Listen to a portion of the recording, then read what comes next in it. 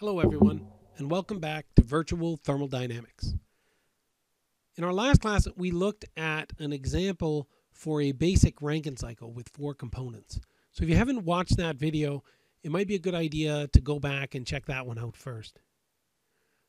In that video, we found that for our 4-component Rankine cycle, we had a thermal efficiency of 28.4%. You might be thinking, well, that's kind of low. Even if we think about a Carnot cycle efficiency, which maybe I didn't check in this case, but maybe somewhere around 50%, right? So what we're going to try to do today is look at how we can go about increasing that efficiency. Why should we improve efficiency? Well, there's 2 reasons. The first is that if we're improving efficiency, we can get the same power out without putting in as much heat, right? So we're saving money, right? But another reason that we might want to improve efficiency is that if it means that we're burning less coal, for example, then that means we're creating less emissions.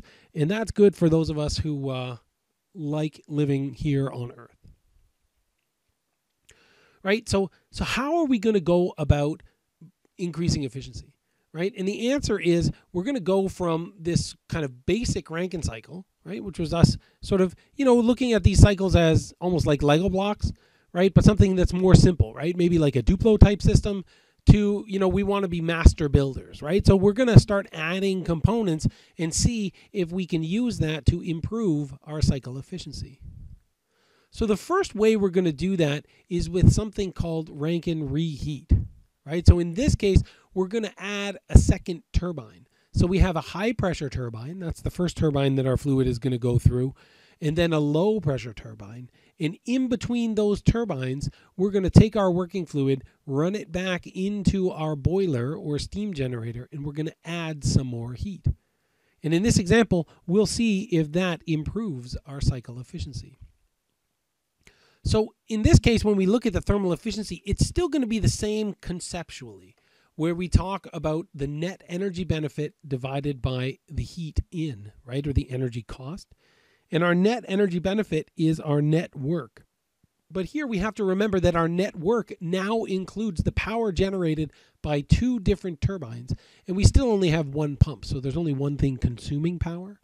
And then when we look at heat added into our system, we have we may have only 1 steam generator, but we're adding steam in 2 different processes, one as we move from state 6 to state 1, and the other as we move from state 2 to state 3.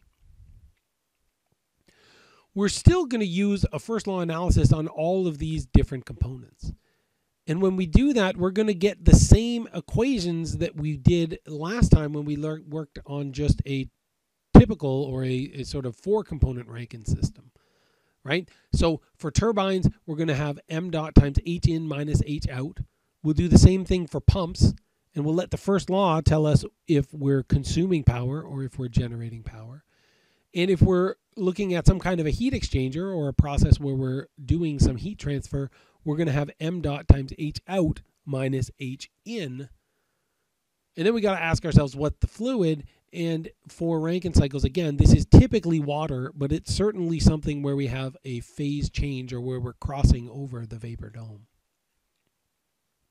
In this problem, we're given, again, some kind of a state table here to start with. Notice that as we start to add components, we're also adding more states, which might mean that we have to look more things up in tables in our textbook. But some of these states we've already done, so it shouldn't be too bad, hopefully, if we've already done our first example. So our thermal efficiency for the reheat, we talked about this already. This is going to be the net power divided by the heat in. Unfortunately, we don't know the power that's being generated by either of our turbines. We don't know the power that's being consumed by our pumps, and we don't know the amount of heat that's going in our heat exchange processes. So it's nice that we have a symbolic solution, but we don't have any of the information that we need to solve the problem. We'll do a first law analysis everywhere. We've talked about this a little bit already, right? We'll make these same assumptions that we talked about.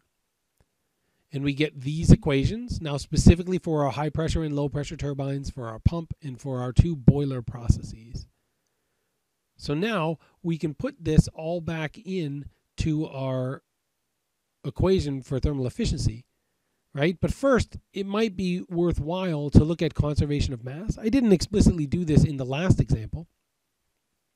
But here, if we're at steady state and all these components have one inlet and one outlet, what that means is for each component, the mass flow rate in is equal to the mass flow rate out, which means that there's only one mass flow rate in the problem because all of these components are kind of lined up one after another. So there's only one mass flow rate in our problem. So when I substitute my equations from the first law in for the power or the heat from our components, I see that the mass flow rate terms all drop out, and I get that the thermal efficiency for my reheat cycle is a function of the specific enthalpies throughout my system. I know H1. I don't know H2. I know H3, but not H4. I know H5, but not H6. And that's still true in the denominator. So I need to fix some states in order to find the thermal efficiency. We talked about this last time, but we can find our isentropic efficiencies. For the turbine, we have the real power over the ideal power, right? So I can get an expression for the specific enthalpy at the real outlet of the turbine, right? But in order to do this, now I need to know the heat out and the ideal turbine, right? So I know that when I get to state 2s, my specific entropy has to be constant because this is an isentropic process. Right? So now if I have state 2s, I can find H on my tables. Right? So I know what the pressure is. I know what H2s is, or S2s is 6.88 about. Right? So I can do some linear interpolation, finding some constant A. It's just about 1. So I could probably just read off from the line 240 here, but I can also do some linear interpolation, and I can find H2s. So that's good. I know H2s. I can try to find H4s here too, the other isentropic process. Right? So again, I know that S is constant. So I'm going to do the same thing. So this is going through my low pressure turbine now. Now I see that if I look for S2 now at the temperature that's given here, then what I find is that 2s is, or S2s is in between SF and SG. So that means that I have a two-phase mixture here. So what I need to do is I need to find my quality of my fluid. So how much is vapor here? And again, this is almost all vapor, but a little bit of liquid water. And then once I find X, then I can find H4S, which in this case is 2,626. So that's good. I know the ideal outlets of both my turbines, but I need to find the real outlets as well. So now if I use my isentropic efficiency equation, I can get expressions for the real outlets, right? So here, my real outlet of my first turbine is H2. So if I put the information that I know into this equation, I can get a value for H2 and a value for H4. I can put these back in my state table, and now I'm feeling pretty good because I have H's except for H6. H6 is always tricky because this means that we're running through a pump. So first I got to look at the isentropic efficiency of the pump. In this case, I have the ideal power over the real power. I need to find the outlet enthalpy, and I can isolate that and find it. And I see that H6 is 407.3. Remember, for the ideal pump, I have to use the specific volume multiplied by the change in pressure, and I need to check my units when I do that. Again, we did that in the previous example if you want to see how to do that. So this is good. So I know all my H values, and now I got to try to find my thermal efficiency.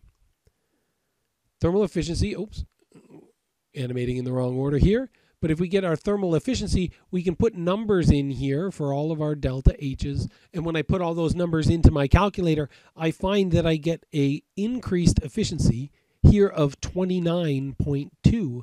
If you remember, our previous efficiency was 28.4. And it might not seem like a lot to only increase the efficiency by a percentage point, but when we think about a power plant that's running all the time, then if you're increasing your efficiency by 1%, you're actually saving a lot of money because you're burning less coal, and that means that you're also saving emissions as well. So it really does make a difference. Thanks again for joining Virtual Thermodynamics, and I'll see you again next time.